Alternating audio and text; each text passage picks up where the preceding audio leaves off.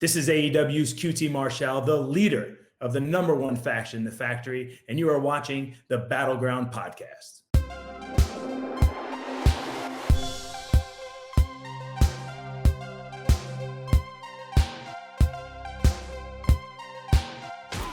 What's up, you guys? Welcome back to another episode of the Battleground Podcast. And there's a lot of great things happening over the next several weeks that involve AEW. So I'm going to go ahead and bring in my tag team partner.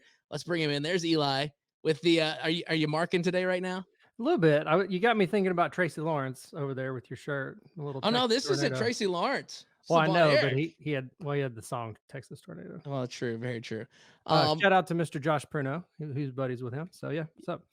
Yeah, this is gonna be an interesting chat. Yeah.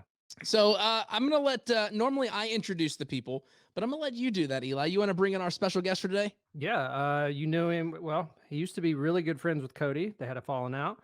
He's one of the trainers at the Nightmare Factory and is currently the head of the factory. Mr. QT Marshall's here today. Yeah, there he is. Or is it QT Marshall? How do you want us to say it? Us rednecks down here read it as QT Marshall. Right. It's Marshall. You know, but that's all right. It's your first time, Eli, so I'll let it slide. Once I got the M out, I was like, it's wrong. That's all right. Don't worry about it. It's the redneck southern in us. It's like you see it. It's like QT Marshall. No, it's QT Marshall. The man with first off, let me just ask this. When are we getting a QT Marshall line of shirts? Because I need the shirts that you wear every week. Yeah, I don't know. I thought about doing a T-shirt that looked like a bowling shirt. This way it's more affordable for everybody, but I think it would have to be one of those like special orders where, we'd have to take the order up first and then kind of order them in by size and stuff like that. Or I could buy a boatload of them, but we'll see. I don't know. I kind of like being different. I don't like people rocking my style. So, I mean, I would buy a bowling T-shirt if shopaew.com would throw some up there. Yeah. I almost bought the AEW bomber jacket. So yeah. Yeah, there you go. Right there with you.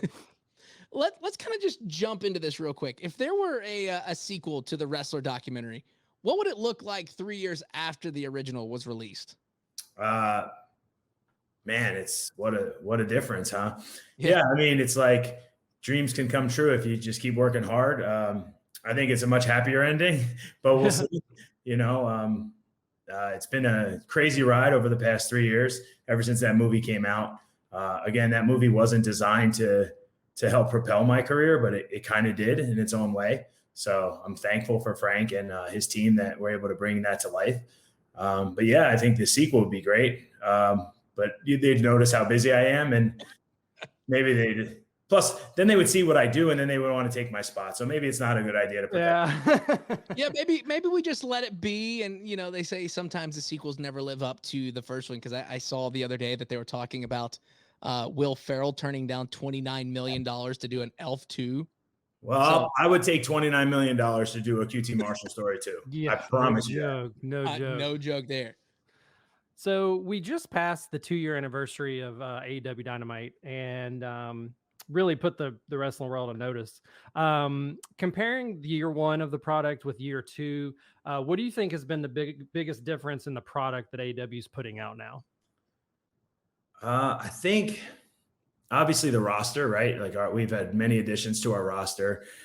And then on top of that, just that going through that pandemic era of, no fans, and, it was just very difficult to get through, but we did it. So the fact that we were able to do that, I think you're seeing a lot more fun from the AEW wrestlers. And then on top of that, from the fans as well. So I think, like I always say, there's nothing like being at an AEW show live.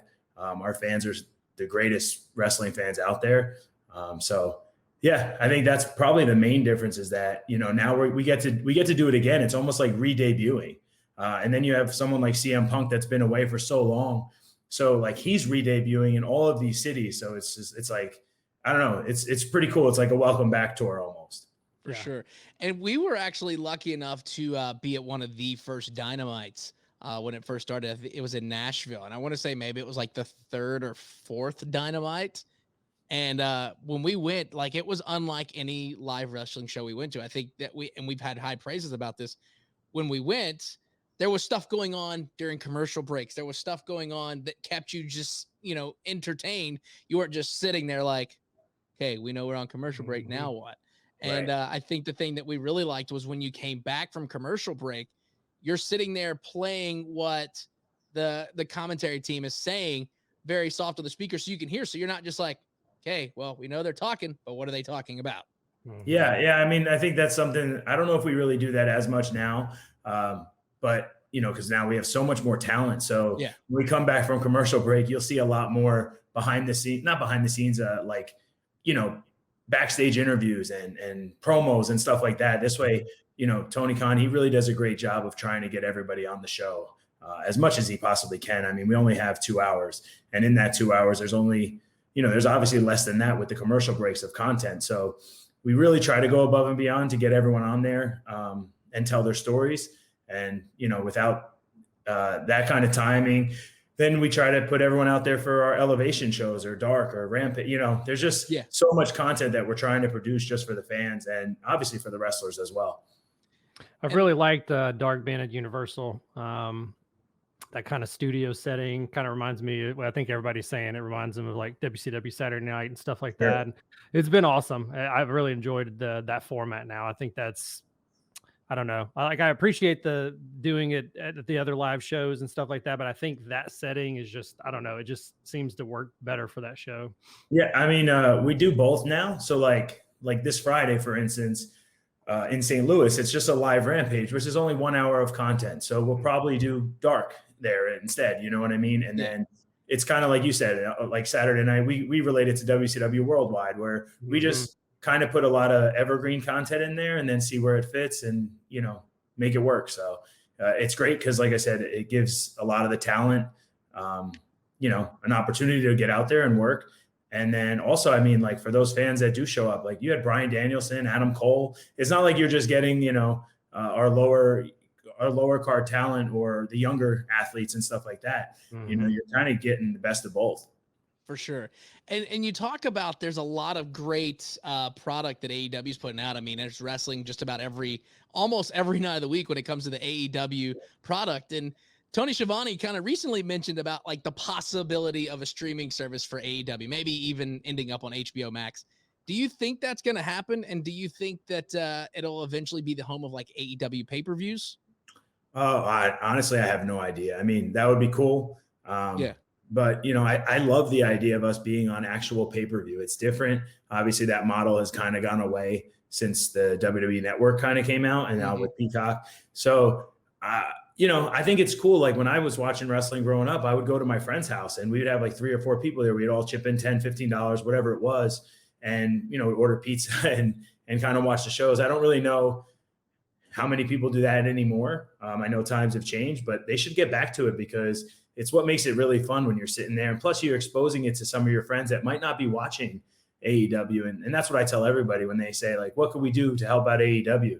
Tell a friend, tell a friend that used to watch wrestling, or if you know someone that used to watch it, just tell them to give us a chance. And odds are they're going to love us. And when back then too, there'd be times where you do that 3 times a month, WWE pay-per-view, WCW, ECW, like, right. And it's an expensive month sometimes. Yeah. So for the people, they're like, man, this is $50. Like that's how it's always been. Like it's always been that way. Do that 12 times a year or more, So. Right. And it's only 50 if you watch it alone. If you get a friend, it's 25. Split it. Absolutely. Exactly. It's like having a piece of cake, it's half the calories if you share it. Boom. And I think that was the cool thing that we've noticed here recently. I want to say it was the last pay-per-view you guys started showing it in movie theaters. Yeah. And that's the thing. Like we've had the conversation between me and Eli because we've got a lot of big wrestling fans here in Nashville, and it's like, where can we go to have like a big watch party at? And I think having it at the movie theaters gives you that opportunity to hang out with a bunch of people that you either know or don't know, and you all come together for that one thing at the end of the night, and you're watching wrestling together.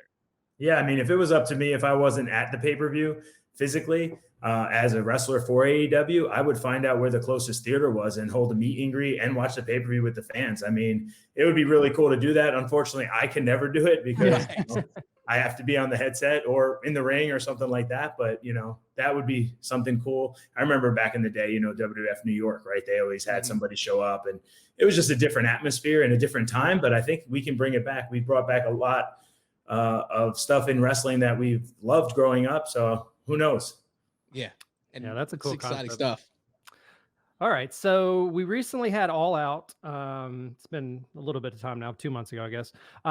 You had an uphill battle against the legendary Paul Wight. Of course, since we're on the internet, there was some criticism. But a lot of Gotta writers, love the IWC, by the way. yeah, but a lot of, I guess I call them dirt sheet. A lot of writers commended it not only for the, what it was, but also the placement of the show. Also with Paul's first match in a while. What are your thoughts on the bout looking back on it, and how important is card placement concerning matches? Yeah, I mean, at the end of the day, it's all about perspective. I was on one of the biggest pay-per-views in the past, well, the biggest in the past 20 years, non-WWF. And we'll be talking about it in 50 years. Yeah, exactly. So, I'm never going to complain about it. The fact that we were put where we were put, obviously, yeah, there has to be some sort of a break in between. And I know, obviously, what was written on paper, how much time we had, how much we were allotted and stuff. And we had more than that. It didn't go as long, but that's, neither here nor there.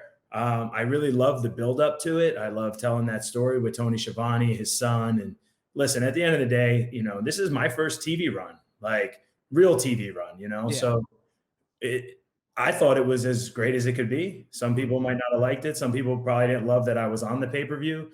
But whatever, Paul Wight, if he wasn't on the pay-per-view, they would say, oh, why wasn't he on the pay-per-view? He's a big star, blah, blah, blah. So, you can't have your cake and eat it too. That's 2 times we've talked about cake, so you can tell how hungry I am. I'm right there with you, bro. Yeah, but I mean, like at the end of the day, like I said, it was fun. It was a great experience to be out there in front of a live, sold-out crowd, in Chicago. And that was the building that, I helped produce All In last minute. So it's like a full turnaround circle because, at All In, I was there on my own dime, just trying to hang out and see what could happen. Right. And it turned into what it is today. So. And a lot of people, I don't think at their job, if you were in front of 20,000 people and you were like, hey, you have 10 minutes for this. And then right before you're starting, like, okay, wait, we need 3. I couldn't do something like that on a whim. You know what I mean? And like, I don't think a lot of people understand that, like in the live production, things change. It's moving parts. You know what I mean? Like you may have 3 and they say go 10. You may have 10, they say go 3. And just, I think a lot of people overlook the fact that like there are moving parts and things change. And what we see, the final product was, like you said, probably not what was on paper, but you had to compromise.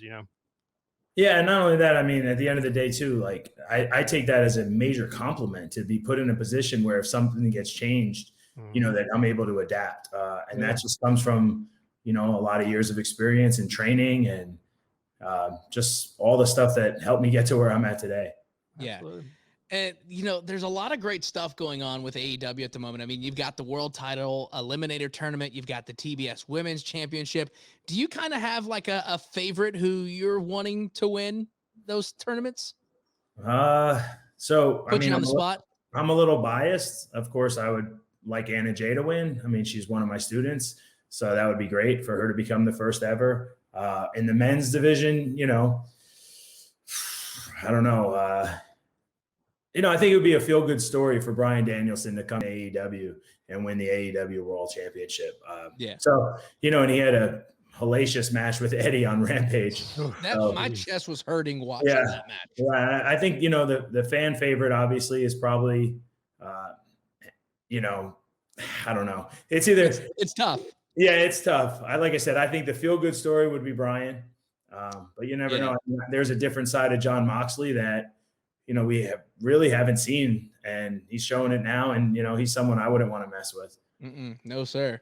And, we're kind of big fans of Anna Jay on this show. We were one of her first like actual interviews when she came to AEW. And it's like, I mean, just sitting there looking at me and Eli, we're like, she's going to be a champion. Like, I guarantee within the next 2 years, and this was right before the injury, I was like, within the next 2 years, she's going to be a champion. And it's going to be a fun match to watch if it comes down to her and Jade Cargill. Right. Jade, another one of my students. So, I mean, Jade was previously trained over at another facility with like Teddy Long and Heath Slater's school, face to face. Little plug for them. And then she came over to us, and she puts in a lot of hard work, and she's always training.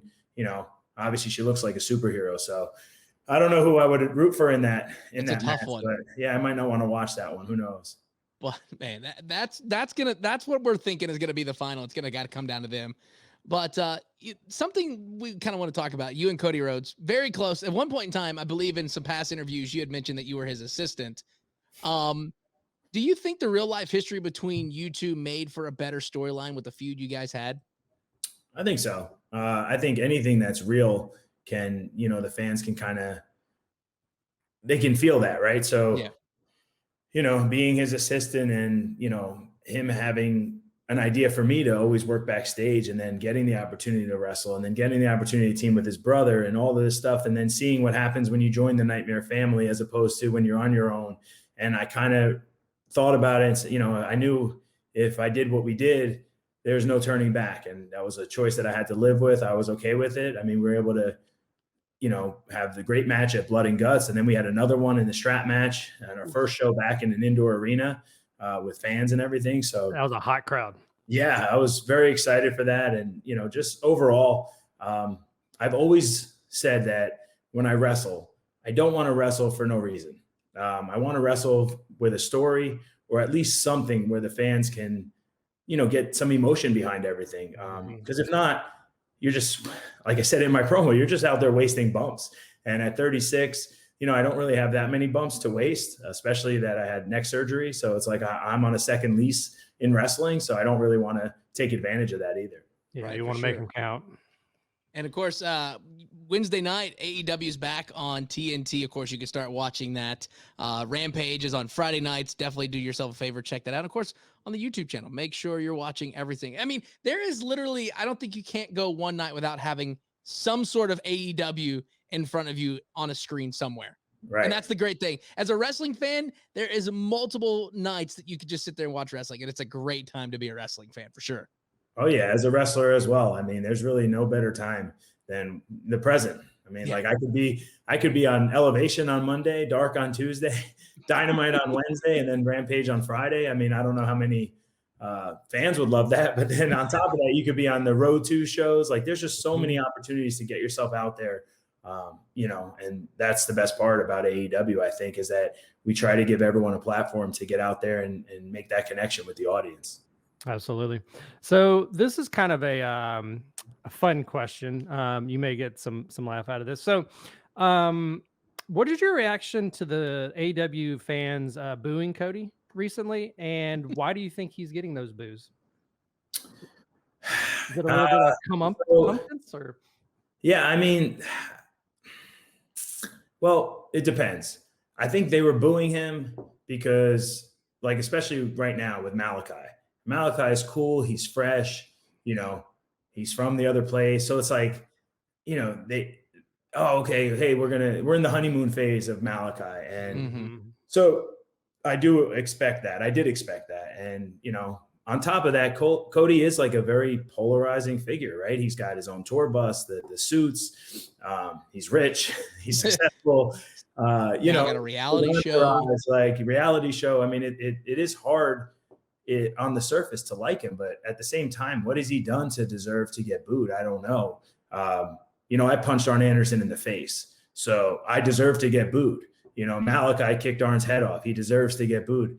I'm trying to think of one thing that Cody's done that deserves booing from the fans. And, at the same time, like, as long as they're making noise, I don't think he really cares one way or the other. And it's kind of like, this is a weird comparison, but it's like all those people that boo Cody are the same ones that will come up to him after the show asking for a selfie. Yeah, it's kind of like the Cena or Roman Reigns, right? Yes. Which, hey, if that's who you're going to compare him to, I don't think he's going to care that much. Maybe it's any reaction's better than no reaction. I mean, if he went out there and the auditorium was just, then he's not doing his job. Yeah. Or they leave to go get popcorn, right? Yeah. And I think, to be fair, and you probably know better than us, I mean, it sounds like it's like a 50-50. It's not like it's just a crowd of boos. I mean, he's still getting a lot of cheers, and I think it's always the squeaky wheel. Who he's in there with too, because when he came out in Miami, Rampage, at the end of the show to save Pac, I mean, that place went nuts. Yeah. You know what I mean? And then in Orlando, he wrestled Malachi again. And then it was a little split when he won, but then after he gave a post-match speech and everyone loved him. So it's like, you know, a weird sometimes the thing. audience just is going to do what they're going to do. And like I said, at the end of the day, as long as they're making noise, I really think that's all that matters. They're having a good time, and that's what they pay their money for.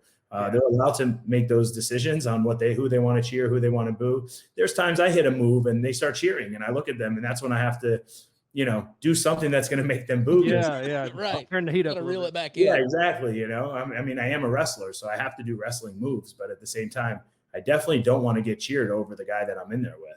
Yeah. Right, for sure. And something really good that AEW has been done is cultivating homegrown talent. And I feel as if that's partially because of you guys with the Nightmare Factory, and you're also kind of bringing in some established names like we talked about Punk, and we talked about Brian from around the world. Do you feel the company should still go after some of those bigger free agents to help establish that brand, or do you prefer building those fresh faces? I think it all depends. It all depends on if they fit, if they like, especially those free agents, what they're in it for. Of course, the cliche is that they want to help out the younger talent, which I agree with. At the same time, as I've said that myself, but of course, everyone wants to be world champion too. So it's you know, it's a double-edged sword. But like I said, yeah, I think it really depends on the mindset of each talent, and they, you know, sometimes they might, if they've been in, say, WWE or Impact or something like that, they might have had a writer for the past 5-6 years, and they come to AEW and they might not have a clue what's going on because they're expecting us to write stuff for them. And of course, Tony does come up with ideas and stuff like that, but like, Tony's not going to write your promo for you. You know what I mean? He might give you ideas and suggestions on which way, you know, which road he wants you to take it down. But at the end of the day, like, we have so much creative freedom that sometimes it's a little overwhelming. Yeah. And that's kind of what we've noticed here is, like, when you sit there and you see somebody get released from another company, it seems like the first thing that everybody says is they're going to be all elite. And Right. I feel as if that's kind of like a good thing for you guys, because that just even draws more attention to you, because before there was never this I guess, competition. Yeah, I mean, you know, of course, as soon as, like you said, as soon as someone gets released, that's the first thing everybody says. And sometimes that's, I'm sure some of our locker room thinks, oh, here comes another person or something like that. But like I said, it's also about what are they going to do for us too, right? Like, you know, as much as Tony, I'm sure, loves paying people to wrestle, you know, they have to have a return on their investment as well. You know, or like maybe they bring something backstage, right? Like I always said, you know, I'm a wrestler in AEW, but I think I make my money backstage. And then I'm just fortunate enough to be able to go out there and wrestle and entertain and live out my dream. But I work really hard behind the scenes to make sure that that happens. And then there's some people that are only wrestlers. And unfortunately, if we already have a bunch of wrestlers that are really good, maybe we don't need them. And maybe it's, you know, I've had friends reach out to me before and say stuff, and I'm just like, you know, maybe there's no interest at the moment, but the whole world is out there, man. Like, make AEW. If I was a free agent right now, I would think, okay, I'm going to go out of my way to make AEW need me. Not begging for, you know, I don't want to beg for the job at AEW. I'm going to say, all right, you know what I'm going to do? I have my whole, you know, creative freedom. I can do whatever I want to do. I can hit certain indie shows. I can get over with that audience. And our audience is that independent audience. There's just a lot of them. Yeah. Yeah.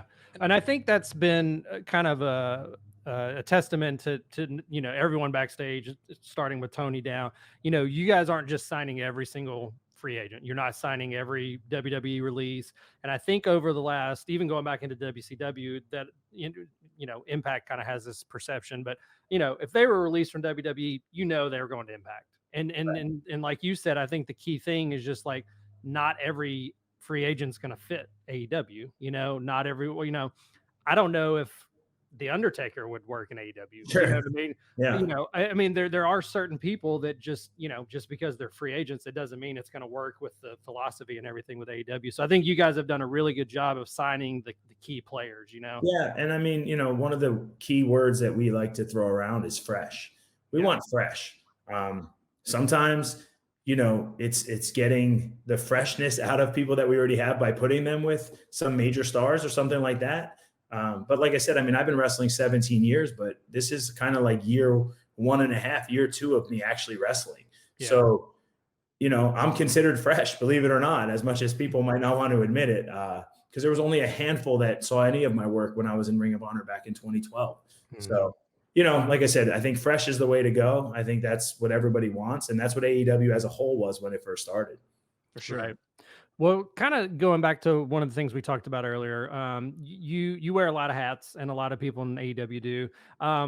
Between being a coach, backstage, all the jobs you have backstage, and in-ring performer, what has been the biggest challenge since AEW became a company? Is it just time management? Has that been the biggest challenge? Or Yeah, I would say so. I mean, there's certain times where like, I'm trying to get ready for a match and then something happens for Dynamite. And, because I am the person that physically types it, like I said, it's not my ideas, but I physically am the one most of the time that's typing it. yeah. Unless I have my friend Denise in the truck that could do it for me. But that goes a long way, especially if I have a match in 20 minutes when most people are getting warmed up and, doing push-ups and stuff. And I'm on my computer and, the talent I'm working with is asking me questions. And I'm like, hey, I'll just talk to you out there, Yeah. and but again, I love it. So at the end of the day, like there's definitely no complaining about it. And, it's time management, but we're all learning as we go. Yeah, and you talk about the whole backstage element. Like I was recently involved with like a special manager match with Impact, and I didn't realize how much work went into it. And it was only going to be like a 5 to 10 minute match, but there was like a 15 to 20 minute walkthrough of everything that we were having to do. Yeah, I And mean, so that's obviously because, you're not a, fully trained wrestler, right? exactly. I always, when we do our matches at our facility, if you have a 5-minute match, you have 5 minutes to put it together. If it takes any longer than that, because there's a lot of it that you should be able to just kind of feel it out there and wing it, and at the end of the day, like you could say all you want about, you have to listen to the audience, and you do 100%. But think about last year when there was no audience. Yeah. So when we're training at a training facility and there's no audience, you kind of just got to know where you're going, I guess. Right. And I mean, it was a great experience. I mean, it was me versus the Nashville SC mascot. We were the special manager. So it was a weird thing, but I mean, we didn't really do much action. It was just kind of like here, there, and everywhere else. But I mean, there's a lot of work that goes on. And like you said, backstage, I mean, you're trying to get ready for your match while doing this, this, and this. When I was backstage, you had everybody running through their matches and, doing the push-ups and the curls and all this stuff. Yeah. So I mean, it was nuts, but something really cool. And I want to know about this. You were ranked number 129 on PWI's top 500 list for 2021. Okay. How about that, haters? How about that? I know. Are accolades like that important to you or more static than anything else? If I was number one, I think it would be really exciting. I think we'll petition to get that happen. There you go. I think, obviously we use a lot of PWI stuff on our show. So who knows? I know there's some indie wrestlers that were way ahead of me, and I've never understood that list.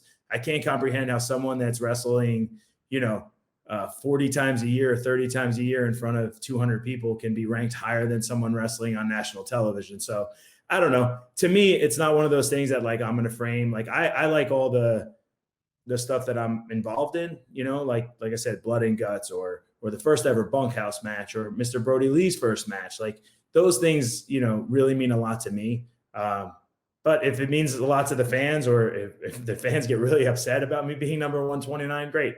You're doing your job. Yeah. Then I'm doing what I'm supposed to do. So I feel like maybe I should have been ranked a little higher, but I don't know. It all depends on how many people are on national television. If, there's 128 that are all on TV, I agree with it. If there's only 40 that are on TV, I don't agree with the numbers. Yeah. Well, and if you do it from your standpoint of this is technically your year 2, I mean, 129 for year 2, that's not too shabby. Yeah. I think the only other time I was ranked was like in 2012, I was 3 something. So yeah. I mean, I don't think Sting was in the top 200 in his second year, what I mean? Like, out there, so anyway. He could have been number 1, Yeah. So concerning the factory, what is on the horizon for the factory as we wrap 2021 and head into 2022? I don't know yet. We were just talking the other day about what we could do. And I think finding a new member would be nice. Maybe a female, who knows?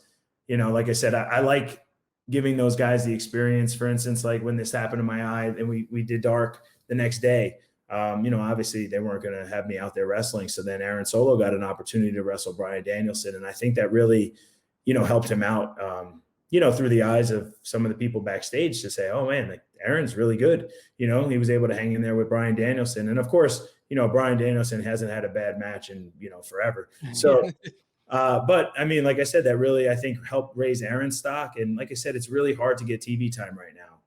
There's just so many people and so many stories, and obviously building up to a pay-per-view.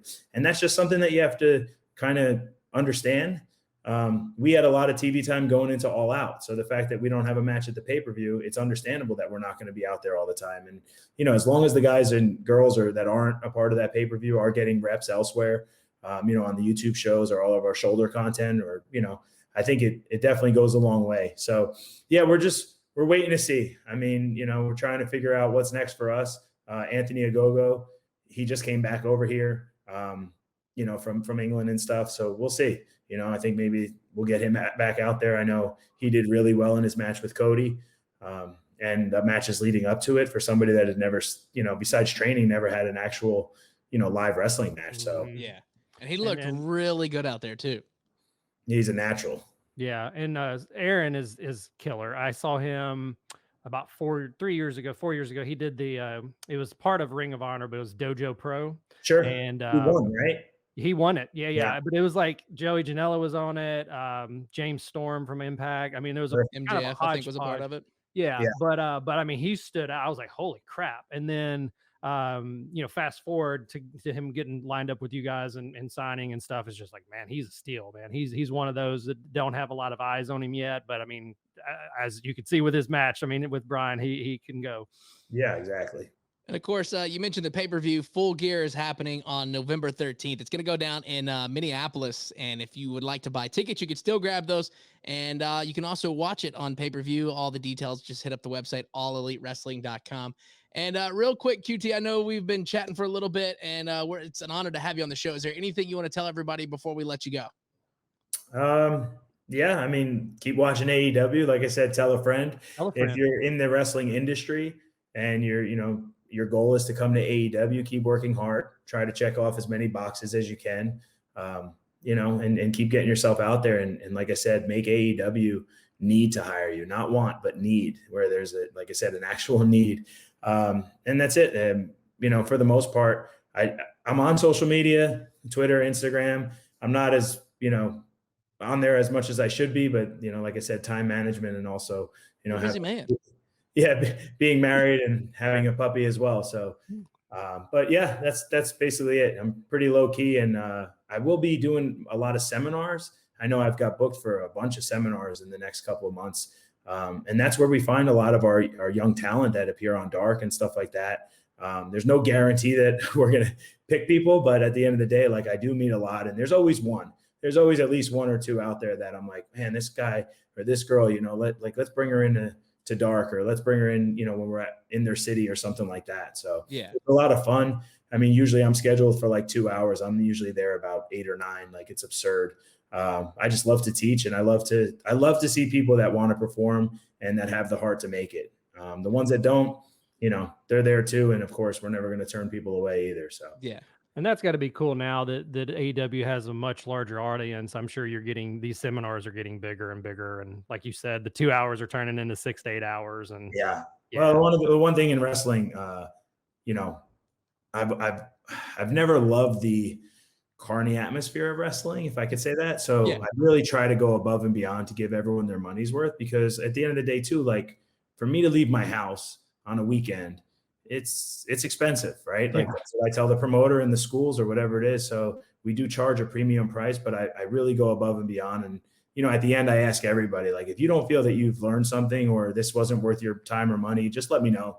You know, I'd rather just give you back your money than have to, you know, listen to you complain about, you know, that you thought you were going to get a job with AEW, you know, as soon as we started or something like that. And I feel as if, like, if somebody trains with you guys, or they think that they're going to come to the Nightmare Factory, it's an automatic shot at getting at AEW, right? Yeah. And, you know, that's one of the things that I go above and beyond to make sure, like, it's in their paperwork that that's not going to happen. Now, of course, we're not going to give people away to the other companies if they feel like they have you know, like a great shot at making us money and making themselves money. But at the same time, like, most of them are beginners. After 12 weeks, like, for you to think that you're going to just get a job with AEW, it's kind of ignorant. But, you know, there are the people out there that believe that. And every now and then we'll find someone like that. So you just never know. I mean, look at the girl, Kayla, it's with Joey Janela. She was in like week 5. Yeah, she was in week 5 and they started bringing her to TV. You know, it was like, I'm sure the other campers weren't happy about that. Yeah. Today, week 5 in wrestling, but how about the 12, 13 years she put in and 20 years into gymnastics and, you know, being a professional bodybuilder and having her own app and, you know, having a huge following. Like, people don't understand that. They just see, oh, she's only been wrestling for X amount of weeks. Like, so there's a lot that goes into it. Like I said, I mean, wrestling is the job that we do, but it's a small part of the job. And you have to bring a lot more to the table nowadays because there's just so many good wrestlers out there, so many great wrestlers out there, guys and girls. And you can't be a one-trick pony. So you got to have multiple hats. I mean, look at you. I mean, backstage, this wrestling. I mean, you got to have multiple hats. Yeah. You can't just come in and be like, I'm a superstar, I'm going to wrestle one thing and that's it, the end. Yeah. And if you are going to be that person, you better be selling a bunch of tickets and a lot of Exactly. Well, QT, again, thank you so much for coming on the show. We look forward to having you back here. I know you've done a couple seminars here in Nashville, and look forward to having you come back to Nashville, and hopefully we'll have AEW in Nashville soon. Yeah, I think I'll be there, believe it or not, on the 11th of December.